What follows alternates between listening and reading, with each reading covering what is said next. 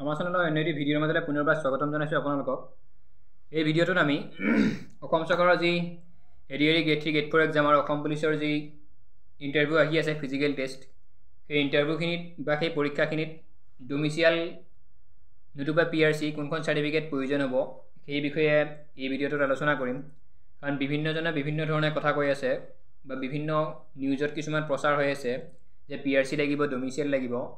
তো আচল কথাটো কি হয় সেই কথাটো আজি এই ভিডিঅ'টোত ক্লিয়াৰ কৰি দিম। তো ভিডিঅ'টো সম্পূৰ্ণকৈ শেষলৈ চাব। প্ৰথম কথা, 27 আগষ্ট 2024 অৰ্থাৎ আজি 3 দিনমান আগত বিধানসভাত ঘোষণা কৰিছে মুখ্যমন্ত্ৰী মহোদয়ে, থলুৱা যিখিনি যুৱক যুৱতী আছে, আমাৰ অসমৰ যিখিনি স্থায়ী বাসিন্দা আছে তেওঁলোকৰ বাবে 90% যিখিনি চাকৰি আমাৰ পোষ্ট ওলায় তাৰ বাবে 90% তেওঁলোকৰ বাবে সংৰক্ষিত চাকৰি, আৰু যিখিনি 10% বাকী থাকে সেইখিনি যিখিনি তেওঁ 90%ৰ সেইখিনি আমাৰ থলুৱাখিনিৰ বাবে, আৰু যিখিনি 10% বাকী থাকিব সেইখিনিও তেওঁ কোৱা নাই যে বহিৰাগত যিখিনি আছে বা বাহিৰা ৰাজ্যৰ পৰা সেই 10%খিনি বাহিৰা ৰাজ্যৰ কেণ্ডিডেটে আহি চাকৰি ল'ব বুলি কোৱা নাই। যিখিনি কেণ্ডিডেটৰ নেকি ডমিচিয়েল বা পিআৰচি চাৰ্টিফিকেট হয়তো নাথাকিব, পিআৰচি নহয়, যিখিনি কেণ্ডিডেটৰ ডমিচিয়েল চাৰ্টিফিকেট নাথাকিব তেওঁলোকৰ বাবেহে সেই 10%, কিন্তু যিখিনি কেণ্ডিডেটৰ ডমিচিয়েল চাৰ্টিফিকেট আছে এই কথাখিনি 27 আগষ্টত তেওঁ ঘোষণা কৰিছে। ডমিচিয়েল চাৰ্টিফিকেট যিখিনি আছে সেইখিনিৰ বাবে 90% চাকৰি সংৰক্ষিত থাকিব, আৰু যিখিনি 10% বাকী আছে সেইখিনি ডমিচিয়েল নথকাখিনিৰ বাবে, অৰ্থাৎ সেই ডমিচিয়েল নথকাখিনিৰ কিন্তু পিআৰচি লাগিব। এই কথাটো তেওঁ 27 আগষ্ট 2024 ঘোষণা কৰিছে তেওঁ বিধানসভাৰ মজিয়াত। গতিকে যিটো কনফিউজ, পিআৰচি লাগিব নে ডমিচিয়েল লাগিব, যিসকলৰ ডমিচিয়েল থাকে তেওঁলোকৰ বাবে 90% আমাৰ চাকৰি থাকিব যিখিনি পোষ্ট ওলাইছে, আৰু যাৰ ডমিচিয়েল নাথাকে তেওঁলোকৰ বাবে 10%, আৰু তেওঁলোকেও স্থায়ী বাসিন্দাৰ যিখন প্ৰমাণপত্ৰ অৰ্থাৎ যিখন পিআৰচি চাৰ্টিফিকেট সেইখন তেওঁলোকে দেখুৱাব লাগিব। কিন্তু এই নীতিটো, এই ডমিচিয়েল যিটো নীতি আছে বা পিআৰচি লগাৰ ডমিচিয়েল লগাৰ যিটো ব্যৱস্থা, সেই ব্যৱস্থাটোৰ এটা তেওঁলোকে নাম দিছে, সেইটো হৈছে ডমিচিয়েল নীতি। ডমিচিয়েল নীতি এতিয়ালৈকে গ্ৰহণযোগ্য হোৱা নাই, এতিয়ালৈকে গ্ৰহণ কৰা নাই ডমিচিয়েল নীতি অসমত। তো তাৰ ওপৰত কথা বতৰা চলি আছে। CM ছাৰ মুখ্যমন্ত্ৰী মহোদয়ে উল্লেখ কৰিছে সেই বিষয়ত, হয়তো এইটো বছৰৰ শেষৰ পিনে 2024 হয়তো ডিচেম্বৰ মাহতেহে আমাৰ ডমিচিয়েল যিটো নীতি সেই নীতিটো গ্ৰহণ হ'ব। গতিকে এতিয়া যিখিনি ইণ্টাৰভিউ আহি আছে এডিআৰই যিটো গ্ৰেড 3 গ্ৰেড 4ৰ, আৰু যিটো অসম পুলিচৰ ফিজিকেল টেষ্ট হ'ব অক্টোবৰৰ 3 তাৰিখৰ পৰা, সেই যিটো ফিজিকেল টেষ্ট তাত ডমিচিয়েল আৰু পিআৰচিৰ হয়তো কোনো তেনেকুৱা ইম্পৰ্টেণ্ট একো নাথাকিব। তাত আগে পিছে যেনেকৈ ইণ্টাৰভিউ হৈছিল আমাৰ অসম পুলিচৰ, বা আগতে যেনেকৈ গ্ৰেড 3 গ্ৰেড 4ৰ ইণ্টাৰভিউ হৈছিল, ৰিটুন হৈছিল, ৰিটুন টেষ্টৰ বাবে যি আমাৰ ডকুমেণ্ট আছিল সেইখিনি বিচাৰিছিল, বা মেইন বস্তু তাৰ এডমিটখন, তাৰপিছত আমাৰ ভোটাৰ কাৰ্ড, পান কাৰ্ড, আধাৰ কাৰ্ড তাৰে এখন বিচাৰে। আৰু জানেই আপোনালোকে এক্সাম হলত কি কি লৈ যাব লাগে।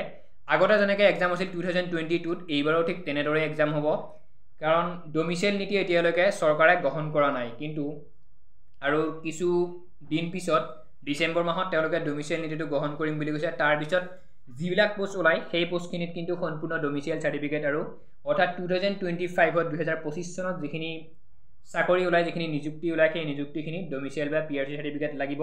এতিয়া আপোনালোকে কোনো ধৰণৰ তেনেকুৱা হাহাকাৰ কৰিব নালাগে, কাৰণ এডিআৰই এক্সাম 15 ছেপ্টেম্বৰত 3rd গ্ৰেডৰ। গতিকে ইমান কম সময়ৰ ভিতৰত ডমিচিয়েল বা পিআৰচি চাৰ্টিফিকেট ওলোৱাটো ইমান সহজ কথা নহয়। পিআৰচি ডমিচিয়েল চাৰ্টিফিকেট ওলাওঁতে অকণমান সময় লাগে, বনাওঁতে অকণমান সময় লাগে। গতিকে ধৈৰ্য ধৰক।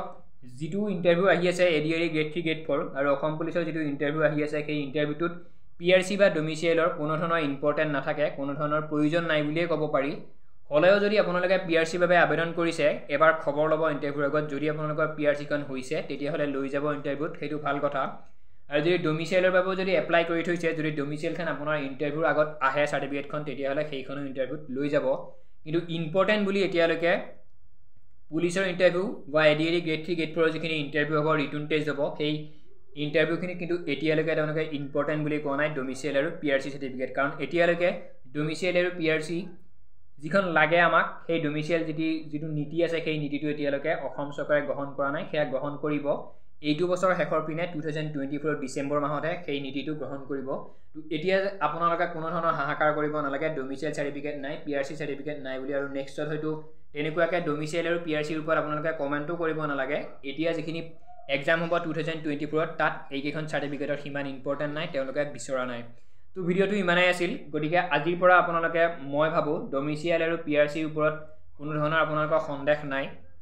কিন্তু যিখিনিয়ে বনাইছে ইতিমধ্যে এপ্লাই কৰিছে ডমিচাইল বা পিআৰচিৰ বাবে ইতিমধ্যে এপ্লাই কৰিছে তেওঁলোকে যদি ইণ্টাৰভিউ আগত পাৰে সেই কাগজকেইখন উলিয়াই ল'ব চাৰ্টিফিকেটখিনি উলিয়াই ল'ব নহ'লেও কোনো ধৰণৰ কথা নাই আৰু ছেপ্টেম্বৰৰ 2 তাৰিখে অৰ্থাৎ পৰহি এডমিট কাৰ্ড আহিব যিটো এইচএছ লেভেলৰ যিখিনি পোষ্ট আছিল হায়াৰ ছেকেণ্ডাৰী লেভেলৰ গ্ৰেড 3 এক্সাম তাৰ 11 লাখ কেণ্ডিডেটে এপ্লাই কৰিছে তাৰে এডমিট আহিব 2 তাৰিখে পৰহি তাত সেই এডমিটখনৰ তলত যিখিনি লিখা থাকে তাত নীতি নিয়ম আৰু কি কাগজপত্ৰ নথিপত্ৰ এক্সাম হলত লৈ যাব লাগে সেইখিনি তাত লিখা থাকিব তাত আপোনালোকে ভালদৰে নিৰীক্ষণ কৰিব তাত যদি ডমিচাইল বা পিআৰচি চাৰ্টিফিকেট উল্লেখ থাকে তেতিয়াহ'লে বাঞ্ছনীয় কিন্তু ডমিচাইল বা পিআৰচি চাৰ্টিফিকেট নিব লাগিব আৰু মই আশা কৰোঁ সেইটো নহয়েই আৰু কাৰণ মুখ্যমন্ত্ৰী মহোদয়েও তেনেকুৱা ভুল নকৰে কাৰণ তেওঁ আমাৰ অসমৰ হকে চিন্তা কৰে গতিকে ইমান জলদি পিআৰচি আৰু ডমিচাইল চাৰ্টিফিকেট ওলোৱাটো ইমান সহজ কথা নহয় ডমিচাইল নীতি এতিয়ালৈকে গ্ৰহণ কৰা নাই ডিসেম্বৰ মাহত ডমিচাইল নীতি গ্ৰহণ কৰিব সো সেইটো কাৰণে আপোনালোকে চিন্তা কৰিব নালাগে টেনচন ল'ব নালাগে ধুনীয়াকৈ পঢ়ক প্ৰিপাৰেচন কৰক ইণ্টাৰভিউ দিয়ক